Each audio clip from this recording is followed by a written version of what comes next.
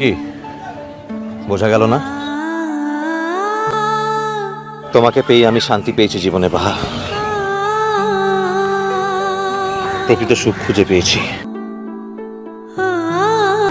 কিন্তু এখন আমি যা করব তা নিজের জন্য করব, এতে তোমার কোনো ভূমিকা নেই।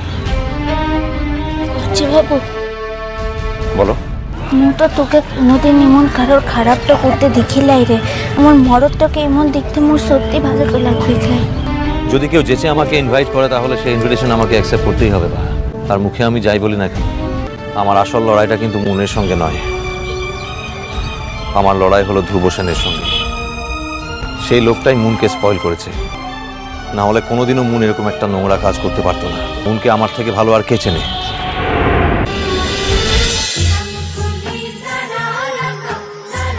ইষ্টি কুটুম সোম থেকে রবি প্রতিদিন দুপুর 2টায় স্টার জলসায়।